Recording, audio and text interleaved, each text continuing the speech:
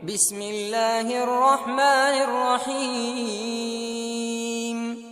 الحمد لله رب العالمين الرحمن الرحيم مالك يوم الدين إياك نعبد وإياك نستعين اهدنا الصراط المستقيم صراط الذين أنعمت عليهم غير المغضوب عليهم ولا الضالين.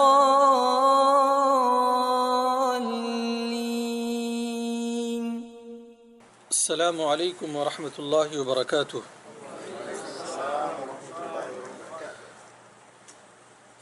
الحمد لله رب العالمين والصلاة والسلام على أشرف الأنبياء والمرسلين نبينا محمد وعلى آلہ وصحبہ اجمعین.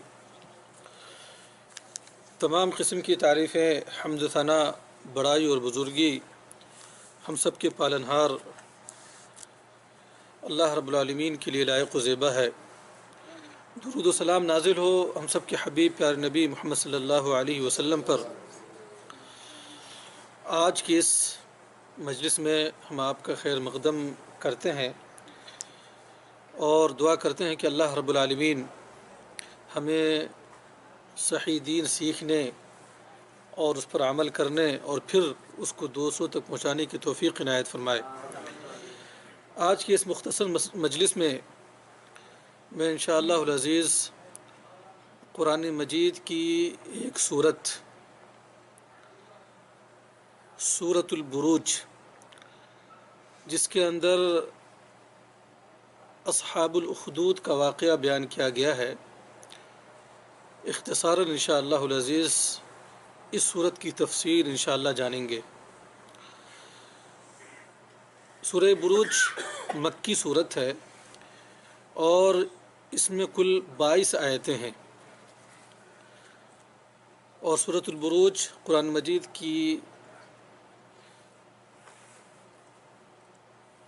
کے آخری پارے کی صورت ہے. اللہ رب العالمین نے فرمایا وَالسَّمَاءِ ذَاتِ الْبُرُوجِ،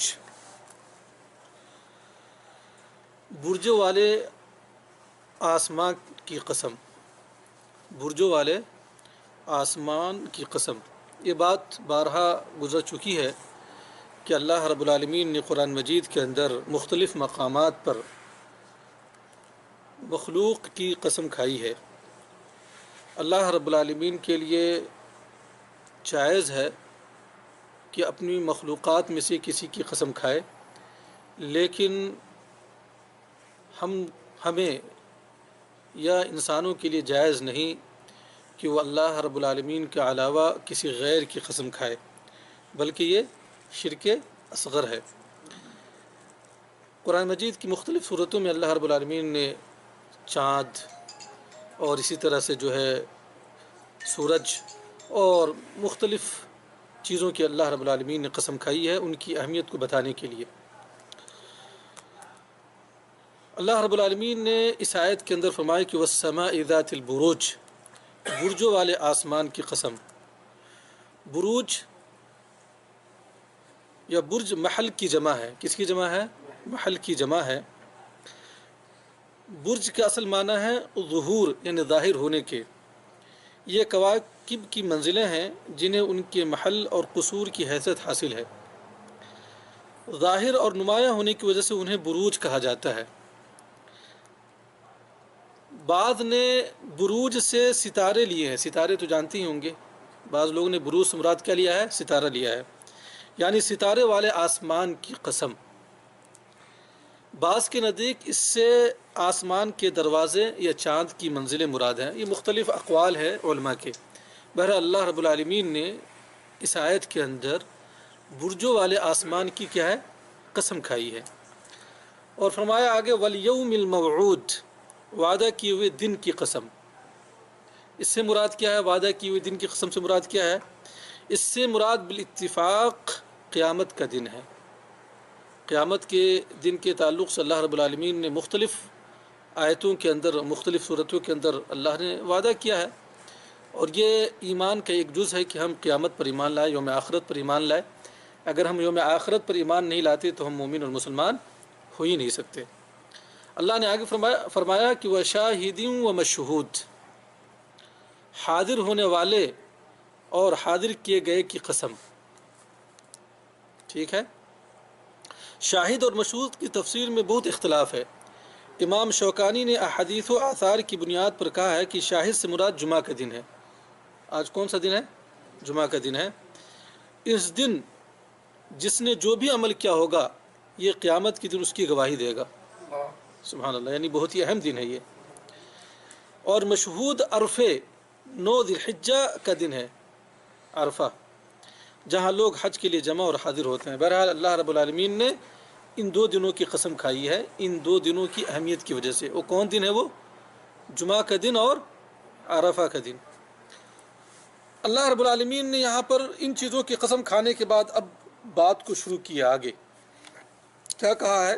قتل اصحاب الاخدود، کہ خندق والے ہلاک کیے گئے۔ اب آئیں گے کہ خندق والے کون ہیں، ساری تفصیل آگے آئے گی۔ النار ذات الوقود، جبکہ وہ لوگ اس کے آس پاس بیٹھے تھے۔ قتلہ کی معنی یہاں پر کیا ہے؟ لعینہ۔ یہاں پر کہا گیا نہیں کہ قتل اصحاب الاخدود، کہ وہ خندق والے ہلاک کیے گئے۔ ہلاک کیے گئے سے مراد کیا ہے؟ ان پر اللہ کی لعنت ہو۔ یعنی جن لوگوں نے خندقیں کھود کر اس میں رب کے ماننے والوں کو ہلاک کیا، ان کے لیے ہلاکت اور بربادی ہے۔ النار ذات النار کی معنی کیا ہے؟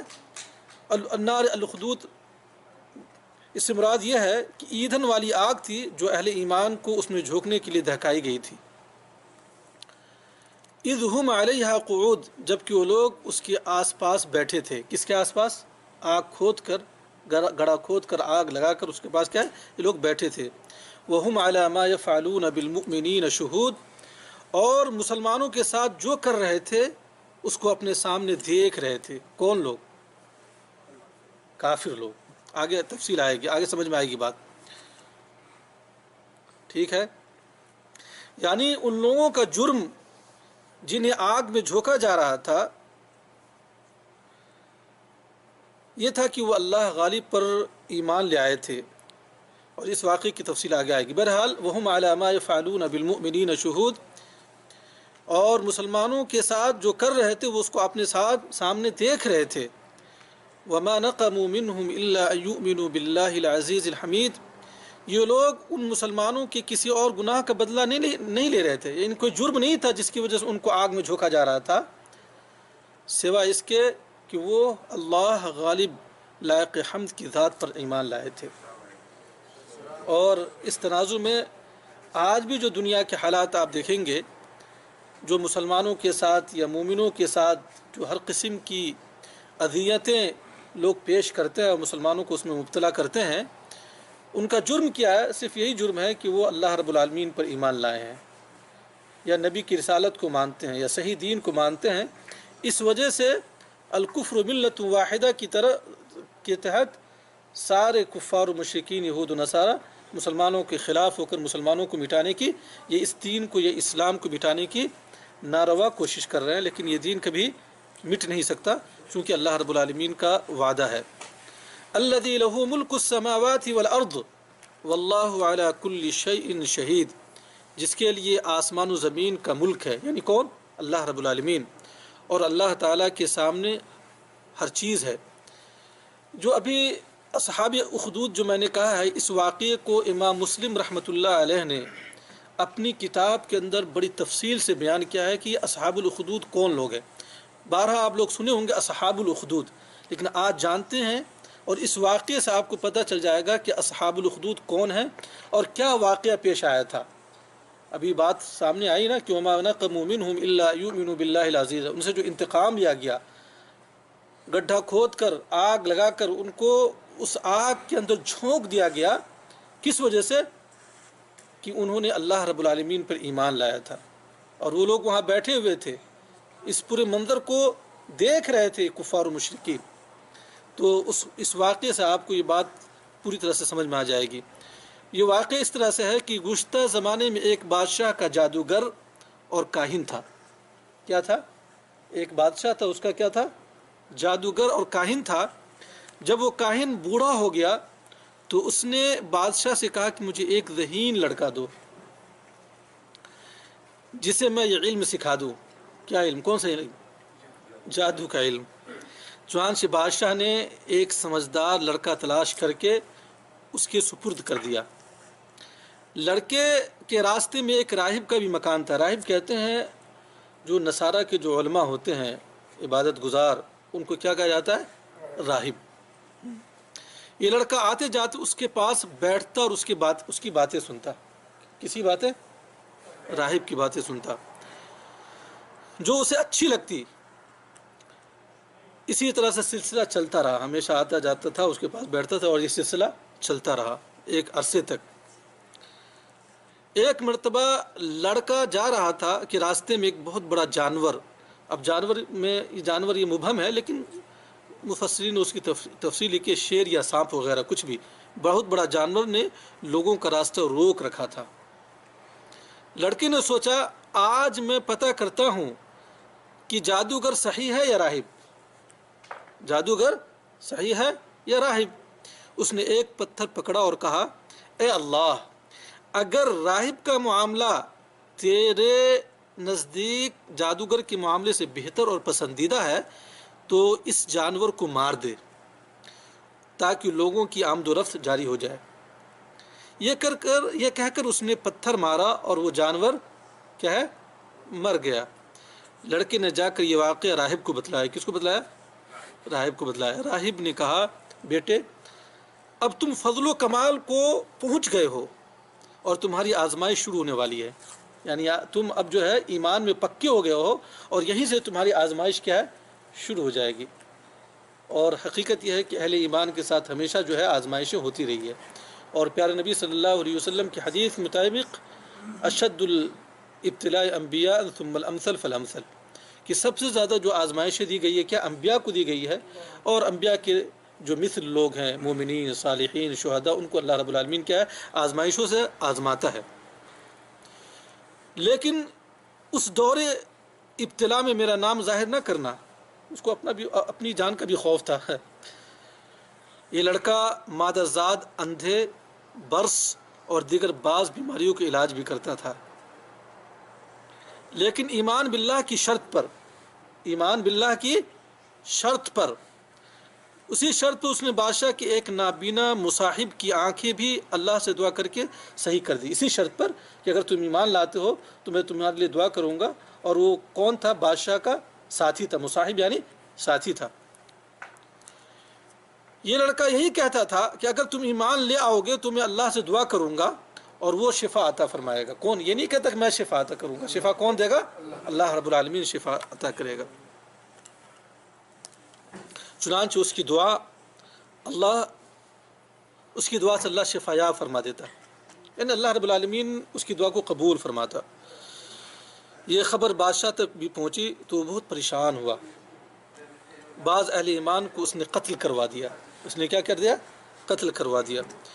اس لڑکے کے بارے میں اس نے چند آدمیوں کو کہا کہ اسے پہاڑ کی چوٹی پر لے جا کر نیچے پھینک دو۔ اچھا، یہ دشمنی کیوں کر رہا ہے وہ؟ اس لیے کہ وہ اللہ پر ایمان لے آیا تھا اس بچے نے، ٹھیک ہے نا۔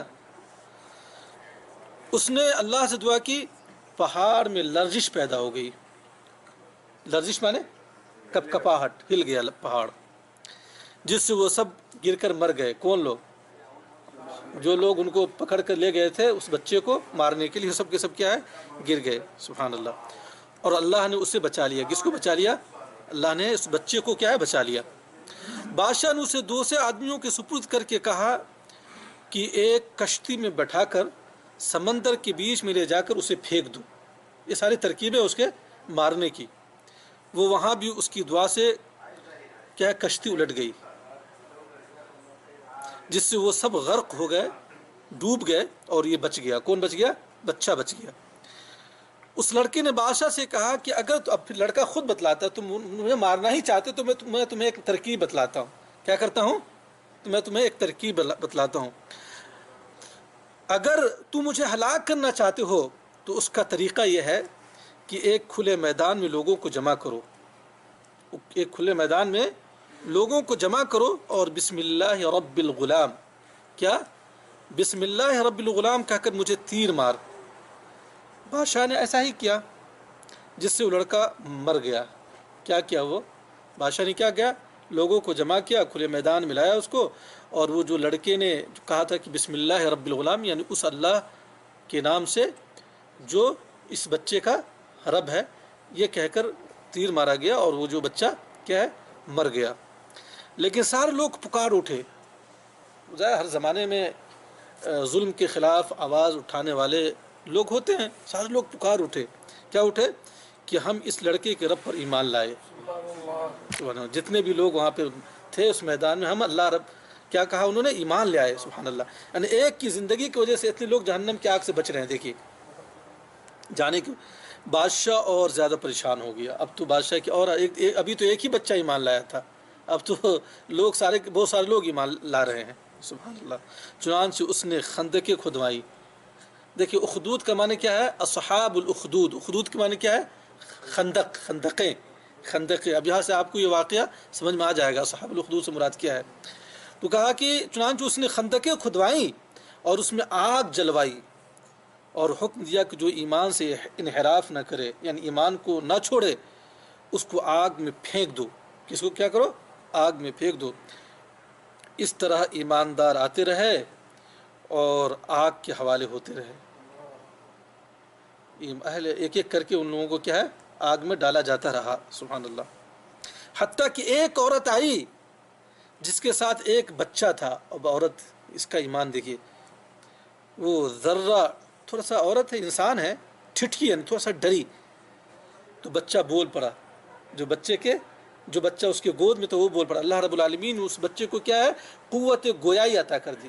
وہ بچہ بول پڑا، اماں صبر کرو تو حق پر ہے، ماں تو صبر کرو تو حق پر ہے۔ اس سے اصحاب الاخدود کا واقعہ آپ کے سامنے کیا ہے؟ ظاہر ہو گیا۔ کیا پتہ چلا؟ کہ آزمائشیں ہر زمانے میں ہوتی رہی ہے۔ اللہ رب العالمین نے اپنے انبیاء کو آزمائشوں میں مبتلا کیا، مومنوں کو مبتلا کیا، اور ہر زمانے میں اسلام پر چلنے والوں کو، ایمان والوں کو، اہل ایمان کو آزمائشوں سے کیا ہے؟ گزرنا پڑا ہے۔ خصوصاً اس دور میں جہاں ہر طرح کی فتنے ہیں، ہر طرح کی پریشانیاں ہیں۔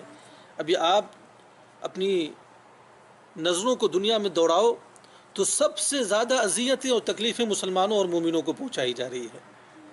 اگر انسان کا ایمان اللہ رب العالمین پر قوی نہیں ہے، اور دنیا کی حقیقت اللہ رب العالمین کے پاس، جو اللہ رب العالمین نے اپنے پاس جو نعمتیں تیار کری، وہ چیز اس کی آنکھوں اور نظروں کے سامنے نہیں ہے، جنت نہیں ہے، اور دنیا کی حقیقت کو نہیں سمجھتا، اسلام اور ایمان کو نہیں سمجھتا، ایمان جیسی نعمت کو نہیں سمجھتا، اور دینی تعلیم سے آراستہ اور پیراستہ نہیں ہے، تو سبحان اللہ اس زمانے میں لوگ فتنے میں مبتلا ہو کر اپنے ایمان کو بیچ رہے ہیں۔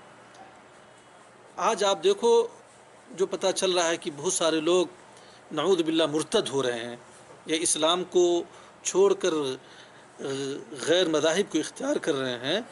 یہ کس وجہ سے ہے؟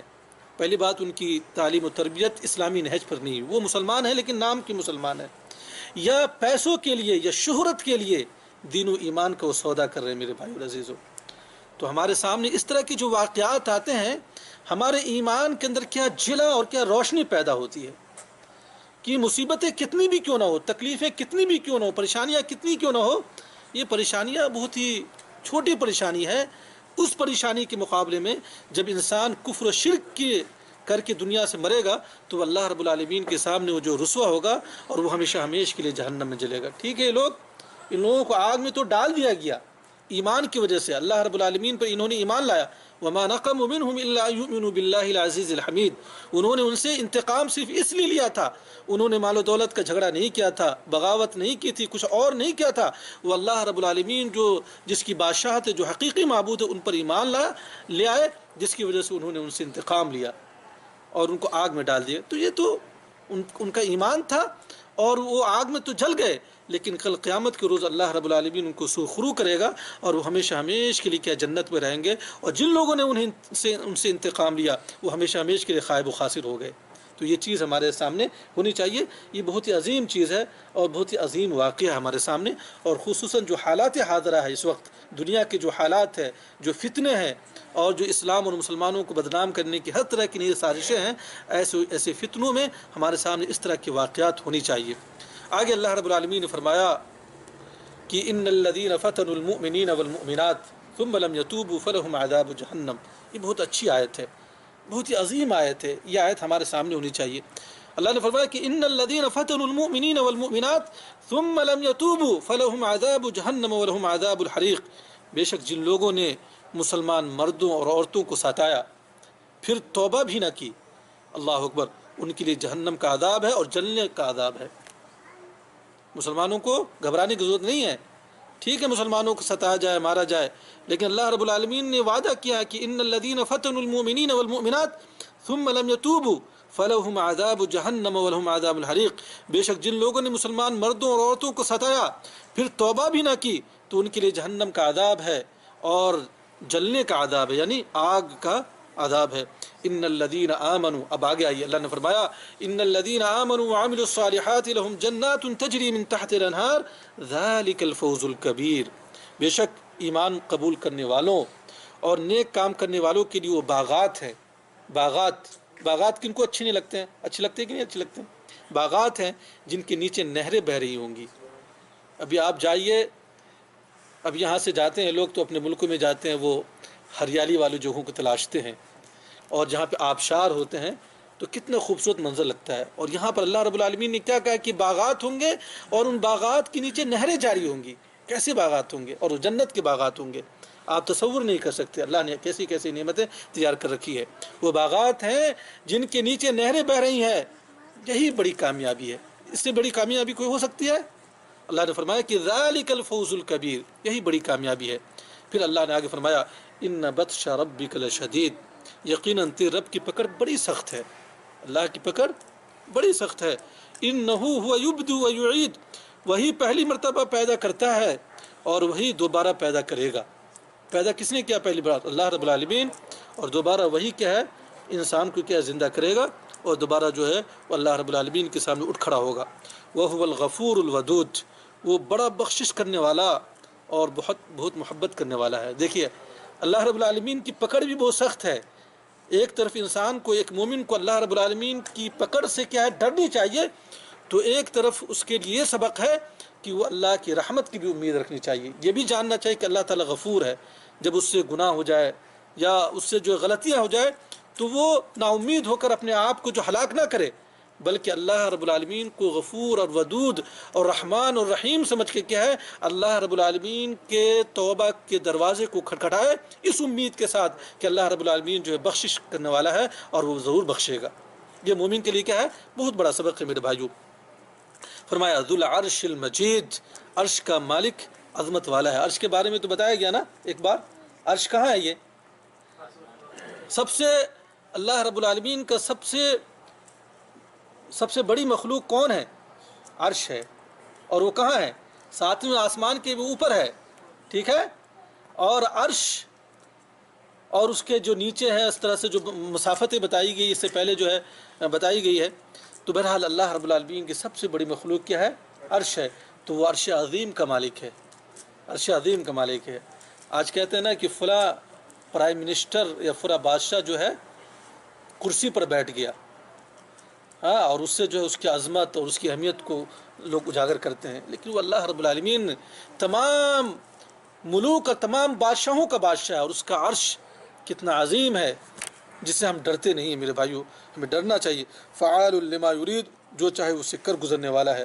اللہ جو چاہے کر گزرنے والا ہے، اس کو کوئی روک نہیں سکتا. آگے اللہ رب العالمین نے فرمایا کہ هل اتاک حدیث الجنود، تجھے لشکروں کی خبر بھی ملی ہے. وہ لشکر کون ہے؟ فرعون و ثمود، یعنی فرعون اور ثمود کی. فرعون اور ثمود یہ بڑی قومیں تھی نا. فرعون کے بارے میں تو معلوم ہے کہ فرعون کو اللہ رب العالمین نے ہلاک کر دیا، اس کی قوم کو جو بنی اسرائیل کو نت نئی قسموں کے عذاب میں مبتلا کر رکھا تھا اور سرکشی کی تھی، اور جس نے انا ربکم الاعلی کا دعویٰ کیا تھا کہ میں ہی تم سے سب سے بڑا رب ہوں. تو اللہ رب العالمین نے قیامت تک کے لیے جو ہے فرعون کو جو ہے عبرت ناک سزا دی. इबरत बना कर रखा। तो अल्लाह रब्बुल आलमीन ने उनका जिक्र किया है कि हलाता का हदीस जुनूद फ़िरऔन व समूद के बारे में मालूम है कि समूद जो है हज़रत सालेह अलैहिस्सलाम की कौम थी। कौन थी? सालेह अलैहिस्सलाम की कौम। और उन्होंने सरकशी की तो अल्लाह रब्बुल आलमीन ने उनको भी हलाक कर दिया। बलिल्लज़ीन कफ़रू फ़ी तकज़ीब, कुछ नहीं बल्कि काफिर तो झुटलाने में बड़े क्या है पड़े हुए हैं। ये जो कुफ़ार हैं उस वक्त के जो कुफ़ार थे उनके बारे में करें, यानी किस वक्त के? नबी सल्लल्लाहु अलैहि वसल्लम के ज़माने के। यानी ये सारी निशानियाँ और ये सारी बातें आने के बावजूद भी और अल्लाह की कुदरत जानने के बावजूद ये कुफ़ार क्या सिर्फ झुटलाने पर लगे हुए हैं। ठीक है। वल्लाहु मिन वराइहिम मुहीत, और अल्लाह ताला भी उन्हें हर तरफ से घेरे हुए है। ठीक है झुटला, लेकिन अल्लाह ताला हर तरफ से उन्हें घेरे हुए है। बल हुवा कुरआन मजीद, बल्कि ये कुरान ही बड़ा शान वाला है जिसमें ये सारी चीज़ें बयान की जा रही है। फ़ी लौह महफूज, लौह महफूज में लिखा हुआ है। कौन सा? क्या है? कुरान मजीद लौह महफूज में लिखा है। यानी लौह महफूज में लिखा हुआ है जहाँ फरिश्ते उसकी हिफाजत में मामूर है। किसकी हिफाजत पर? कुरान मजीद की हिफाजत मामूर है। अल्लाह ताला हस्ब ज़ुत व इक़्तिज़ा इसे नाजिल फरमाता है। ये कुरान मजीद अल्लाह रब्बुल आलमीन ने प्यारे नबी सल्लल्लाहु अलैहि वसल्लम पर 23 साल दौर नबूवत में लौह महफूज से थोड़ा थोड़ा करके क्या है दुनिया के लौह महफूज से तो यकबारगी आसमान दुनिया पर नाजिल किया। और कब नाजिल फरमाया? रमज़ान के लैलतुल क़द्र में। और अल्लाह रब्बुल आलमीन ने 23 साल दौर नबूवत में थोड़ा थोड़ा करके जो है नबी सल्लल्लाहु अलैहि वसल्लम पे कुरान मजीद को नाजिल फरमाया। कुरान क्या मुकम्मल हो गया। तो कहने का असल मतलब यह है, वाक़यात जब आप मीडिया में अखबारात को पढ़िए और इसी तरह से जो है न्यूज़ को सुनिए और दुनिया के हालात और मुसलमानों के हालात को जब आप समझिए और सुनिए तो बहुत तकलीफ़ होती है, बहुत तकलीफ़ होती है। वाकई एक मोमिन को तकलीफ़ भी होनी चाहिए कि ये लोग जो दुनिया की इमामत करने के लिए जिनको अल्लाह ने पैदा किया गया था, आज मुसलमान ज़लील ख़ार है, परेशानियों में, मुसीबतों और तकलीफ़ों में है। जहाँ देखें इन्हीं पर जो वार, इन्हीं पर हमले हो रहे हैं, इन्हीं पर जो है नित नए किस्म के इल्ज़ामात लगाए जा रहे हैं। तो जहाँ एक बात हमारे सामने आती है कि सर ये सब हमारे करतूतों का बदला है, ये हमारे आमाल की वजह से है। वरना अल्लाह रब्बुल आलमीन ने तो कुरान मजीद में फरमाया कि वह अंतुमुल आलौन इन कुंतुम मोमिनीन, कि तुम ही कामयाब और तुम ही सरबुलंद रहोगे अगर तुम मोमिन रहे। पहली शर्त ये है, ये बुनियादी शर्त है। मोमिनीन ही के लिए अल्लाह रब्बुल आलमीन ने जो है कामयाबी मुक़द्दर कर रखी है। लेकिन इसके बावजूद भी दूसरे नाहिए से भी देखे जो मोमिनीन हैं, जो मुसलमान हैं, अगर इस तरह के मज़ालिम को देख रहे हैं तो इस नाहिए से भी देखना चाहिए कि अल्लाह की इब्तला और आजमाइश भी है। और ये दुनिया की जो रंगीनियाँ हैं, जो काफिरों का जो बहुत सारी हरकतें हैं या उनकी जो बहुत सारी तरक्कियाँ हैं और जो मुसलमानों को जो फितनों में मुब्तला कर रहे हैं, उनसे हमें मरगूब नहीं होनी चाहिए। बल्कि इस तरह की आजमाइशें और इस तरह की तकलीफ़ें अल्लाह के बरगुज़ीदा अंबिया किराम मुसलमानों और मोमिनों पर भी आई है और इस तरह की जो है आजमाइशें हुई है, उन्हें भी अज़ाब में मुब्तला किया गया है। और अभी जैसा कि अस्हाबुल उख्दूद का वाक़या बयान किया गया कि इनका कोई जुर्म नहीं था, सिर्फ इतना ही जुर्म था कि वो जो है हक़ पर वो ईमान लाए, अल्लाह रब्बुल आलमीन पर वो ईमान लाए, दीन इस्लाम को उन्होंने माना और बातिल अदियान की उन्होंने जो है उनको जो झुटलाया। तो इसका उन्होंने इंतकाम लिया और उन्हें जो है आग के अंदर डाल दिया गया। तो अल्लाह रब्बुल आलमीन से दुआ है कि अल्लाह ताला हमें इस तरह की मुसीबतों और तकलीफ़ों में अपने ऊपर ईमान और क्या तवक्कुल रखने की तौफ़ीक़ इनायत फरमाए। अल्लाह हमें इब्तिला व आज़माइश में हमें सब्र के दामन को पकड़े रहने की तौफ़ीक़ इनायत फरमाए। और जब तू हमें किसी नेमत से नवाज तो अल्लाह हमारे अंदर किब्र गुरूर घमंडी और उज्ब हमारे अंदर ना आए, बल्कि हमेशा हम तेरे शुक्रगुज़ार बंदा बनकर के इस दुनिया के अंदर ज़िंदा रहें। आमीन। व आखिरु दावाना अल्हम्दुलिल्लाहि रब्बिल आलमीन। वस्सलामु अलैकुम व रहमतुल्लाह।